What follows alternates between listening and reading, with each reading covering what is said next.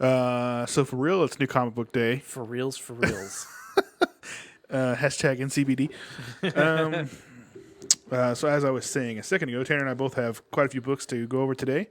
I got some interesting small press ones. He's got some hopefully interesting small press ones, and then we both got some Marvel books that we have today that we've been reading together, and one brand new one that has some nice little twist at the end. Yeah, So I got a DC book. yeah, normally I have a couple Batman books. There was nothing out there this week for me, Yeah. so I feel like all the Batman books just keep dropping on the same day. So it's kind of hard to. Just call it Bat Day. Yep. Bad days. Get my Twitch pulled up in here so I can see conversations. Who wants to go first? I can start us off. Yeah, go ahead. So I'll start with one of my small presses. This is a Black Caravan book, which is I believe when I was looking at this earlier, it's a subdivision of Scouts. Yeah, I think we actually had a writer Yeah. today. I'm not sure which book he's writing, but we had somebody reach out today asking us to do an exclusive on issue 2 of one of the books that came out today. Okay. Well, this one is Tales from Fantastical Crime Unit #1. This was a fun book. It was very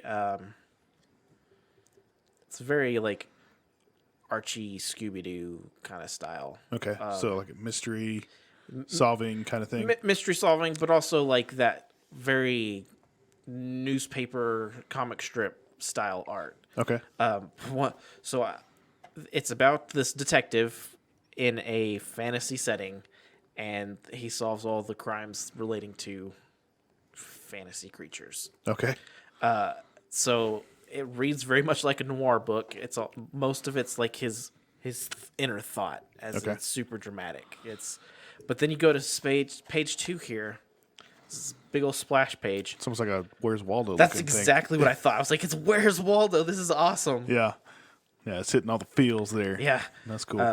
Yeah, it was a fun little read. Nothing crazy, and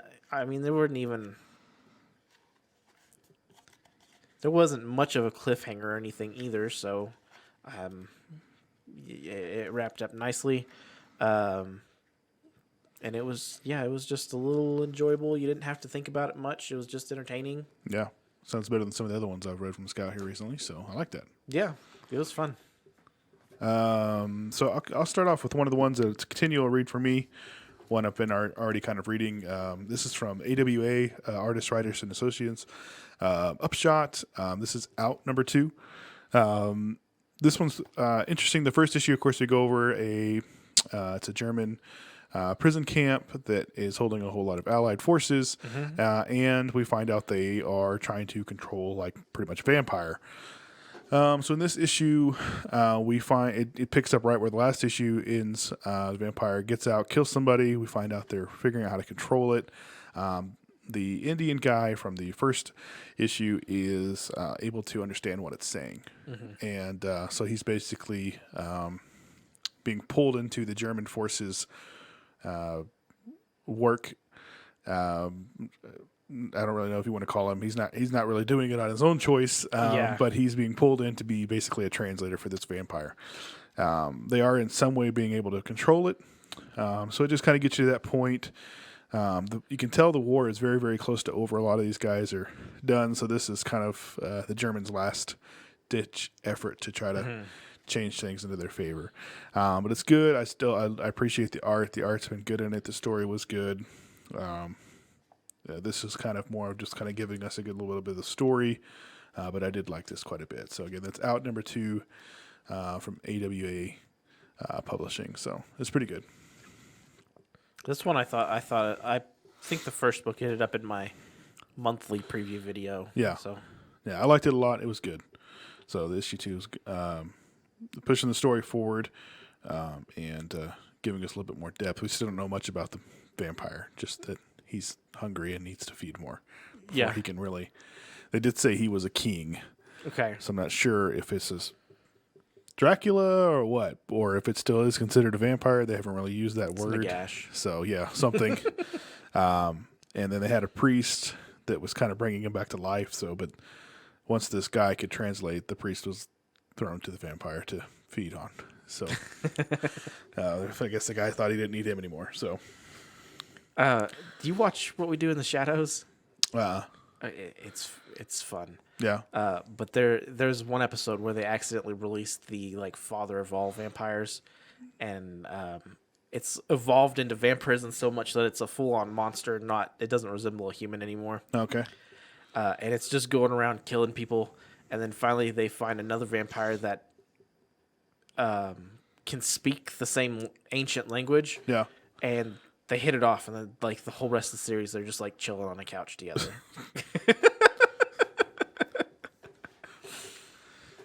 So my next Black Caravan book is Provenance of Secrets. This is another #1, and funny enough, it's another detective book. Yeah. Makes sense. This is about a detective coming back from, I'm assuming, World War II, and now he's a detective in L.A. Okay. And he goes and responds to this super grisly murder. And this guy has a reputation of taking all the hard and all the really weird cases. Yeah. So he shows up to this place. Everyone's calling it a suicide, but there's some weird symbol like written in blood all over the place and carved into the dude's chest. So this guy's thinking maybe not. Yeah, maybe not. So he goes and has some grunt at the police station, like try and find any other cold cases with the same symbol, and some turn up, and all these people that have this were aspirant actors. He finds out that the victim was fixing to be in a play. He goes to where the play is, questions the director. The director's super duper shady. The play he's putting on is really weird. They're like, the actors don't even have the script. Okay. The director's been like describing the essence of the play to them, but he's not going to give them the script until the night of the play, so it's truest form. So it just feels like it's the first time they've ever read it. Yeah. Okay. Sight reading. Yeah, he's super weird dude. Maybe these other people got a peek at the script beforehand and he didn't like that. That's kind of what the detective is thinking. Yeah. So towards the end of the book, he's trying to break in and steal the script because the director wouldn't give it to him. He's convinced that the answer to the murders is in this script. Okay. And so it kind of ends as he's in the office looking for this script. Okay. Sounds pretty interesting. It was pretty interesting. Yeah. I enjoyed it. Hopefully the scout stuff starts showing up on the website like they're supposed to, because I missed. So I really liked We Don't Kill Spiders, but I think I missed #2. Yeah. And we should have it probably on the shelf somewhere out there, maybe. So Maybe. But so my next one is from Boom Studios. This is regarding the matter of Oswald's body. Of course, we're all talking about Yeah. a certain assassin that may or may not have, had an associate or not. But I will say it's always hard for me when I open up a comic book and I see a page that looks like this. That's a lot of words. Yeah. For a comic book. I read it. It's just kind of giving us some background and some different story. But overall, I thought this book was good. It's being written by Christopher Cantwell, illustrated by Luca Casalanguida. But the art was okay in here, not bad. And the writing was quick and easy as far as that after you get to that initial point. We kind of start off with them basically getting Oswald's body out of the grave. And yeah, for sure. Make sure you get on the Muffy the Pimp Slayer. It's actually, I know Tanner's read it. I've read it. This is an aside. Somebody just said they're going to be ordering the Muffy the Pimp Slayer on Twitch here. Thank you. What is it? A Scintilla? A Scintilla. Thank you. We appreciate the comment. It's good. I enjoyed it. Yeah, we've read it multiple times, of course, making sure it's got good content and there's not any errors, anything like that for Darren. It's got some good covers. Yeah, it's got lots of good covers. Jimbo did a great job on the interior art. Of course, Darren and Chi with the writing, and they had some great help with some veteran people doing lettering and coloring and all that kind of stuff as well. So it's a great comic book. For sure, pick it up. The story's good. You'll want to read issue 2 after you read issue 1. Yeah. So for sure, grab it up. Regarding the matter of Oswald's body, we start off with him exonerating his body, bringing him up. They're going to go. Apparently, there's this rumor going around that it's not actually him in the casket. So they're going to pull it up, and then we kind of flash back to kind of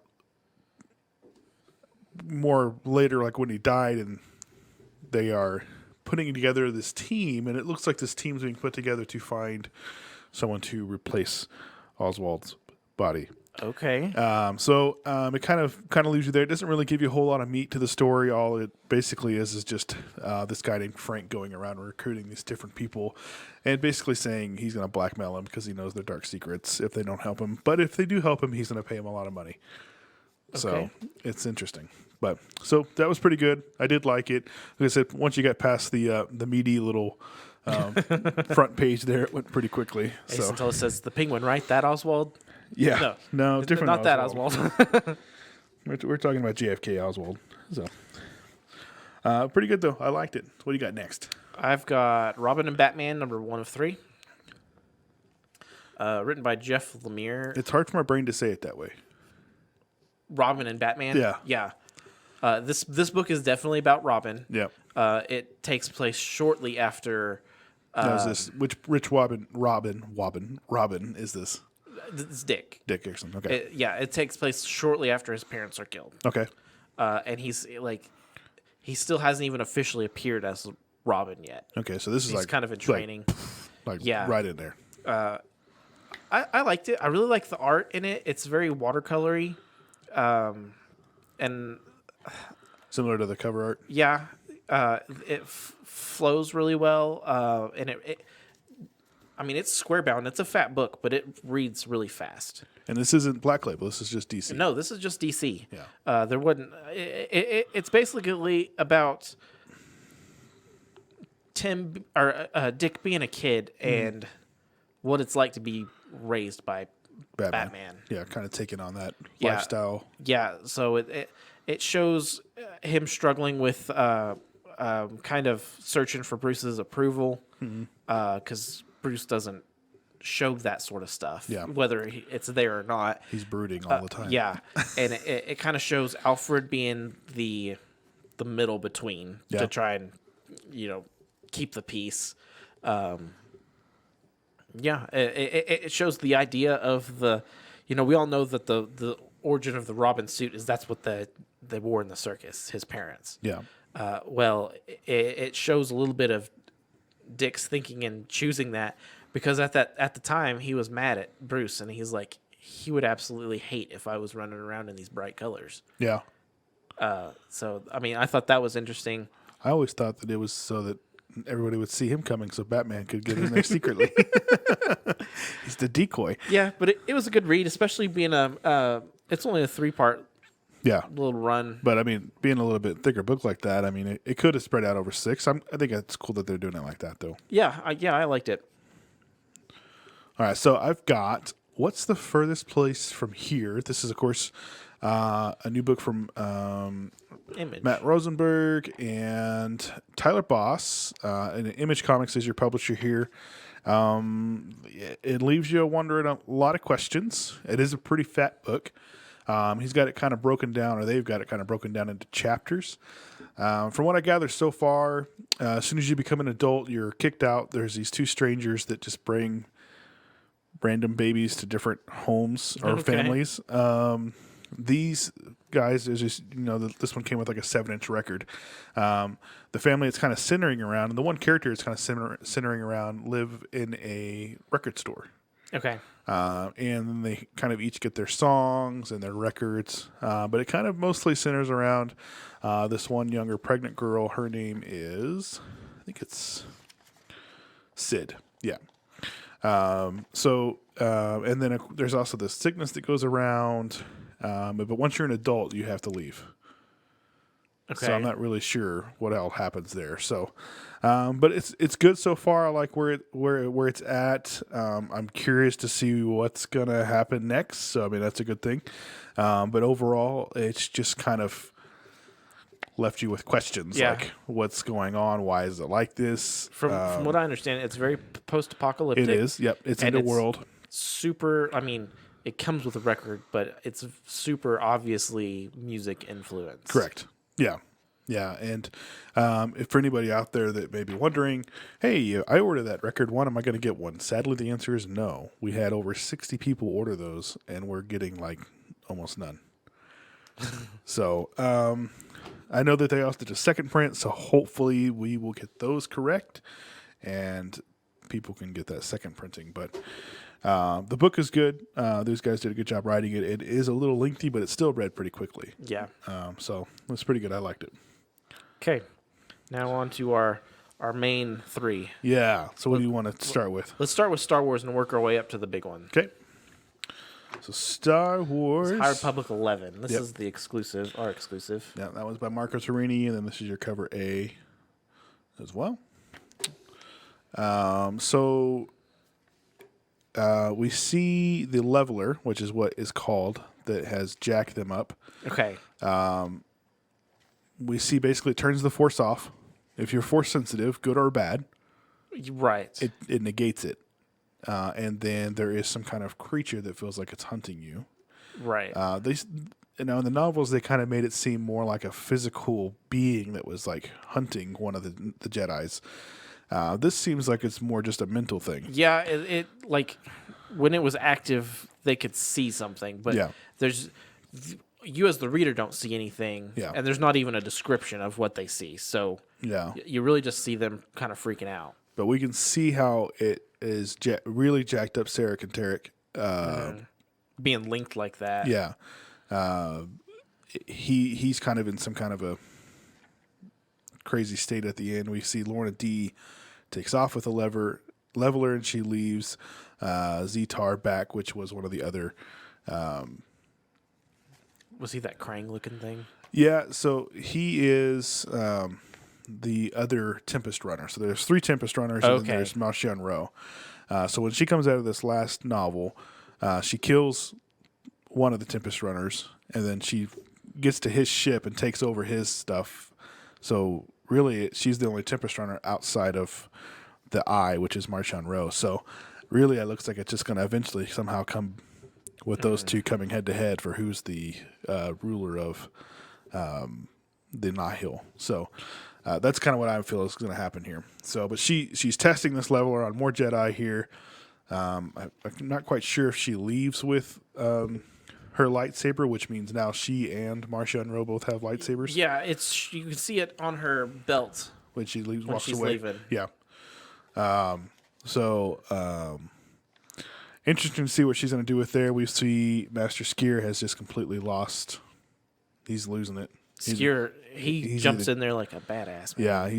I loved the lightsaber throw. Yeah. That was awesome. He's just like just kills all these guys with his lightsaber. So yeah, he's just taking care of. He's kicking butt and taking names. I do feel like I enjoy High Republic, but it is slow paced. Yeah. Because I remember reading in the solicits that this was the issue where we were supposed to find out why Skier, what's going on with him, and I Yeah. guess we technically did, Yeah. And but really, we don't know. We still don't know anything about it other than it all you know is exists. he's lost his connection to the Force, but you just don't know why. And they said he's probably not going to get it back. I did like his comment of when they're all losing connection. He's like, "Yeah, you get used to it real fast." Yeah. Yeah. I mean, it's you have to, right? Yeah. So it was good. The art's gotten a little off for me, but it's still okay. I've seen worse. I was pretty upset with the way it ended, like major cliffhanger. Yeah. Yeah, like, okay, here comes for 12. Yeah, I did like the fact that you see her, like, Lorna D might have gotten away, but we don't know for sure. So Yeah, we don't know yet. It ends as with Avar Chris trying to use the Force to keep her from getting away. Yeah. So still liking it, still enjoying it. I know that Phase 1 for High Republic right now is supposed to be over in January. It's a 3-year kind of thing, I understand. So I think basically what they're saying by the end of Phase 1, we're going to have a really good foundation laid down for future stories. I'm not sure. It looks like for right now, they're done with the Drain Gear. It's all about kind of finishing up with the Nihil. Maybe we'll get into Sith or something like that afterwards. I'm not quite sure. But I'm excited to see more of the Nihil stuff in the comics. Yeah. Yeah. The Drain Gear were cool for what they were. Yeah. I felt like that was a very long arc for killing killer plants. Yes. But, Yeah, and it's interesting. They had the Nihil being used a lot more in like the Adventures comics, which is more of their kid line or young adult readers or young readers, however you want to say it. So it's good to finally see him in the actual Marvel part of the publishing. yeah. But it's been good. They've done a really good job with having all these different creators go back and forth between the novels and the different style of comic books and things like that. So I enjoyed it. Yeah, it was good. So we got Okay, Spider-Man. Spider-Man. This is number 78. The Yep. regular 78. Yeah. 78 Beyond was pushed to next week. Yep. So Morbius. Kelly Thompson, Sarah Pacelli doing the writing and coloring and arting. So we pick up right after he got his Right neck after bit. he gets bit. Yeah. Still fighting him. Finds a way to cut off his arm. It's great. That was pretty crazy. I was like, I like the little line where the guy's picking it up and he's like, "There's a little bit of nipple in this one." I was like, do vampires have healing factors? How is he going to get that arm back? Yeah. Well, I mean, think like when you watch Blade and stuff like that, they would grow back parts and stuff like Okay. that. So as long as their head didn't get cut off, all their Yeah. body parts would grow back. It would just be kind of slow and gruesome. Little baby hand. And I would think Morbius, being who he is, he probably grows back faster. Because it Yeah. looked like it was already starting to happen towards the end of the book there. I know he was. When he was fighting them, it looked like it was already kind of healing. Yeah, it had skin over it, but there was no arm yet. Yeah, it wasn't an arm yet. Yeah. But you could see that it was already kind of fleshing out and everything. So we see a few more characters show up. We see Mary Jane and Black Cat kind of forming they're all female alliance. I also like that Mary Jane was like, what other ladies yeah. do you need me to get in here to get you to wake up, dude? Yeah. I don't care how many of your mistresses it takes. Like, we need to get you waking up. I love the Beyond Corporation, man. They're sketchy. With the main chick was like almost like just leave the I thought leave they the were Venom. going to. I thought they were going to also. I think there still may be something in there. We'll see. Yeah, if he's not a vampire like right now, I think they're going to use the parts of Morbius that they collected to make something else to give to him. Yeah, I think that's at a later point. I think there's something that they're using to make him different. We see, Which is cool because if he's not just a carbon copy of Pete, that just gives more reason to keep him in the universe. Yeah. So I'm guessing we'll figure that out before his series in January. What's all going to happen there? But it doesn't look like I mean, they kind of gave you this cover thinking he was going to be mind controlled by Morbius, but they got away from that real quick. Yeah. Well, that's his Spidey sense. That's how they illustrate the Spidey sense. Yeah. Oh, yeah. I guess that's true. So we see Monica Rambeau show up. Apparently, She's a part of Beyond somehow. I don't think so. I think it's the other way around. I think that they have these two infiltrating, because you can see that she's talking about how the drone's dead and there's another one on the way. Yeah. I think she's there collecting information before the next drone shows up. Okay. I think that's what she's doing. You can tell that all three of them are friends. Yeah. They know each other. So I think they're spying. They're spying for her, and then she's reporting back to somebody about the Beyond Corporation. Yeah, and whatever this little story I think is going to be what follows into the Beyond yeah. issues. So I think they are going to be essential to the story. It just messes up the numbering. Yeah. Yep. And then of course the big thing here at the end is we have Kraven the Hunter show up. Right. Again, still liking what they're doing with it. I like seeing Ben Reilly get used. Peter still is completely unconscious. He's opened his eyes once. Again, we'll probably have him back in action pretty soon, but they're definitely just keeping him on the sidelines until they can flesh out this storyline with Ben Reilly. So, okay, big one for the day. You got the Inhuck Lee cover. I did. Venom number 1. Venom number 1. We had 6 covers of our own. Yep, we had a lot. Marco Mastrazzo and Tyler Kirkham both gave us some really, really cool exclusives. The new series is being written by Al Ewing and Ram V. They're writing 2 different parts of the story, although the stories... It flowed like one they story. were pretty much one thing. I was kind of like, huh. From what I understand, one is writing the Dylan story, one is writing the Eddie's Yeah, story. so I believe Ram, however you want to say his name, is writing Dylan's. Okay. And Al is writing Eddie's. Okay. Now, I could see from this point on, after this issue, them for sure splitting because, well, big spoiler alert. Spoiler, still saying spoiler. If you don't want to hear this, then don't listen. Eddie's body gets vaporized. What happened here? I don't know. Unknown comic books redeem sound alert. Okay, I don't know what that means. Nope. Okay, Brandon will tell us later. So, what did you think of it? I liked it. So I do like Eddie's new powers, where he can just like teleport into any symbiote. Yeah. So that was cool. Any symbiote anywhere in the universe. Yeah, and he's trying to experiment about And time now. I like the look too. It's kind of like a thicker Spider-Man feel. Yeah, Right, the black suit, right? It's not Yeah. so much like Venomized look. it's It's a cleaner look. because he's a good guy now. Yeah. So it looks like a good guy. Yeah. I'd like big new villain, right? Mm-hmm. I like the red eye thing. It's Brandon. He's the one doing it, most likely. He said,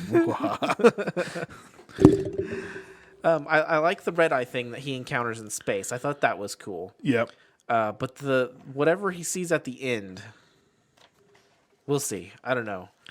I think there's so many characters that Marvel puts out with like the spider thing behind their head, all the weird horns. Like this dude, that's the way they designed Hela.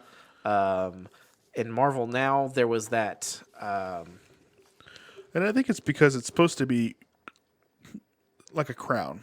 Yeah, I just don't like it, and they've done a lot of characters with this look. Yeah, I didn't even really notice that. I'm sure that's going to mean something to do with the fact that it's Venom. My immediate impression was it reminded me of the main villain from the Marvel Now Avengers, the Bendis run. I can't even remember his names, but he terraformed Mars and made it a paradise. He was gold and had the big thing on his head. Okay. Yeah, I thought he was dumb. But I didn't even realize that it looks exactly like the Venom symbol on his head. Yeah. And so Makes you wonder if it just is a future version of. when at the first page you see him, he introduces himself to Eddie almost like he's a friend, like he's gonna help him. Yeah. And then that last page, I don't know, that last page you get more of a villain vibe from him. I think he's definitely what looks like to me to be a symbiote of some sort. And then it says the absent throne, undisclosed location now. So I'm guessing now means our time present, not the I think future. so. Yeah, because those charred up bones are Right what's now. left of Brock after that Yeah, so explosion. he completely loses his body, from what we understand. He is just a consciousness in the universe now, which is interesting.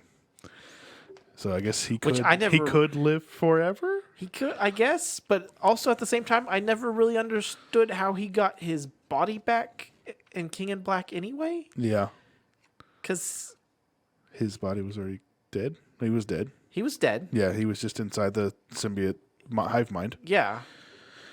So yeah, I'm not really sure there either. But then also there was like a fake Eddie, which turned out to be Venom, that was trying to get him, and he kept telling him not to bond with Venom, which I thought was interesting. But then of course Eddie Dillon does, and he becomes Venom with chains. but he still looks like, good old nasty monstrous Venom. Yeah, I'm wondering what's like. Why would he keep telling Dylan not to bond with him if Venom itself has come so far? Yeah, and not only that, but wouldn't Eddie still have control over all that? That's what I would think. And the way Venom 200 left off, like Venom went to school with Eddie, disguised as his dog, and Yeah. waited. And now we just see the little cat creature that he's always had. And the other thing is, I think we also learned, with Kate's series that Dylan's not just Eddie's son; he's Venom's son. Mm-hmm. That's why even when he didn't have a symbiote, he could connect to the Hive because he's not just one; he's both of their son. Yeah. So he always is going to have a connection no matter what. Yeah. So a lot of questions to be answered for sure. And I think issue 2 ties into the other ongoing series that's going on. So we won't even actually probably start getting any questions answered until issue 3. Yeah. So, but that's fine. We finally did get our. I guess we could actually show it off now since he's being shown to the world in the back of this book. Our Dave Wilkins cover, which was supposed to be for issue 2, is absolutely stunning, and it shows, of course, this brand new character. Mm-hmm. We'll be showing off our other Venom 2 that we actually got done here pretty soon, though. But the new bad guy's name, if you want to know, his name is Meridius, and he gives Venom a very creepy warning earlier in the book. At least we think it's him about how the fact that he won't be the king of black very long, and he better get used to his throne being not his anymore. And that was the Red Eye symbiote. Yeah. Which was being controlled by somebody. Yeah. And then he dusted it. Whoever was controlling him dusted it like it was Thanos, which is pretty interesting. So overall, I liked how he was fighting in space with it. He gives all the symbiotes names so he could just acknowledge them. Yeah, and they were the Beatles. He knows whose mind to go to. Yeah, I thought that was pretty cool too. Is that he can go into somebody else's mind, and then he can. Once he's there, he just changes his form as well. Mike, I would say this is a first full appearance. It is, for sure. He's multiple pages and multiple panels. Yeah, and he talks. It's a full appearance. It's a first appearance for sure. I can show you here on the screen because why not? So here's his first big splash page. I don't know if Marvel's going to do a second printing. I know they probably want to, but I know with the paper being short, they may not to. And then we see a couple pages later, we see 3 more panels involving him. So this is definitely a first appearance. If for some reason somebody tries to come and say it's not, then they're crazy. Well, that's not a bad idea. Yeah, so. you got plenty. Yeah, we've been seeing all of our Venom #1s over the last 2 days. Definitely picking up steam and selling quite a few more copies. I do like how it wasn't, at least to my knowledge, it wasn't advertised that this had a first appearance. No. I think we knew there was going to be some newbies, and we even asked Marvel about that. But they were kind of pretty tight to the cuff on it. They didn't really let us know anything. So. It makes the book so much more valuable when there's not a million copies of it ordered. It was everywhere that when Miracle Molly first appeared. Yeah. Yeah, when Miracle Molly or even Punchline, a lot of people knew that was coming. We did release the convention exclusives here recently. You are correct. So for those of you watching, Friday's live sale at 11 a.m. Central is going to be Venom themed. Okay. So I'll have a bunch of Venom books from the warehouse. It should have some good stuff. Yeah. It was a good book. If you haven't had a chance to pick yours up today and read it, it was good. I liked it. It read very well, even though you have 2 completely different writers that are apparently writing different stories. I'm not sure if maybe one of them kind of leaned more as the main writer this issue, and then we'll kind of see some back and forth in the future. Yeah. Because it definitely seemed like it was mainly just one person writing most of this one. But I mean, you have other where's the furthest place from here? That has 2 writers, and that's one story arc the whole way through. So it's nice to have a Venom book come out. Yeah, it's been a long time. It has. I mean, 34 was the last meaningful Kate's story, and that was May. I think it was May. maybe even April. No, it was like February. And then they had 35 get delayed all the way to almost July, I think. Yeah, 34 was March or February. Yeah. 35 was supposed to have been April. Yeah. And then it finally actually released. I think it was in the end of, July. it was either the last week of June or July. Yeah. It was yeah, right in that time period. So it's been good. I liked it. It was good. Yeah. I mean, I'm ready to read some more of them, see where they're going to go. I think I said issue 2 ties into maybe the death of Doctor Strange stuff. There's a lot of stuff that's at least running adjacent to that. Yeah, so I'm not sure how much of an impact it would have, but I know that it's not the same writers. Like issue 2 is not even Al Ewing and Ram. Like that's how much I guess of a tie-in it's going to have to. Kind of lame. Yeah, so I'm sure the creators are probably like, wait, why didn't you just let us wait a month and we could just start our story arc? Just put out a one shot to go with this other story and then start the series. So maybe it has a significant impact that they wanted their part of the story to go ahead and make sense for Venom. So yeah. But it was good. I enjoyed it. All the books this week I read were good. Thankfully, I didn't have any disappointments. Yeah, my only disappointments was the stuff that I didn't get today. Yeah, just because it wasn't here yet. Yeah. And we didn't have it on the shelf out there for you to get either. It would have been because of delays. So, Okay. Yeah. Yeah, it's pretty public, I'm sure, but Diamond, of course, had some issues. They got hacked, I guess, or something this last week, messed up a lot of their back end.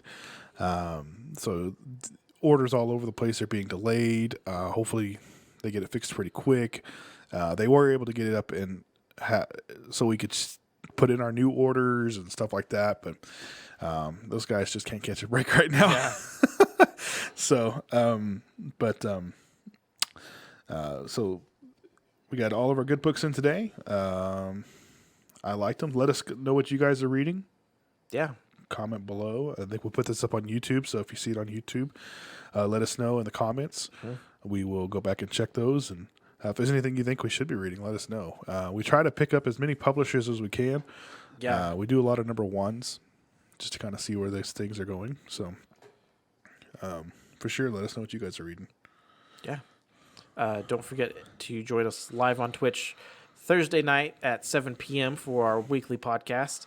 And then don't be here Friday morning at 11 for our live sale. Yep. 11 a.m. Central Standard Time. Still catching up on previous weeks. You guys read Ice Cream Man. I wanted to start that one, but then it's like in the 20s now, and I've never got a chance to pick it up. It was pretty high in numbers when I even learned about it, so I didn't go back to track them down, but it looks cool. Yeah.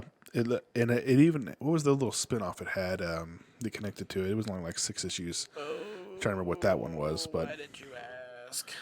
Kind of mind blowing. Highly recommended. Haha. Oh yeah, haha. Yeah, I need to order some of the trades. I may even have ordered some of the trades already. I'll go out there and look, and maybe I'll start picking that one up and reading it. Image does a really good job with their trade paperbacks. Yeah. Okay, well that about wraps it up for us. Yeah, thank you, bad guys, for the recommendation. We do appreciate it. Yeah, be sure to join us tomorrow and Friday for other content. And yeah, hopefully we'll have another Gloomhaven game. We'll see. Maybe it won't take 3 hours. We'll see. Yeah, I mean we've got a game under our belt, so now it's not. Now there's a lot less figuring out the rules. And if you're listening still, Brandon, I did my homework. I watched the videos. I didn't do it. Yeah, Tanner has 2 days to finish his homework. So, well, we appreciate you guys. See you next time. Thanks.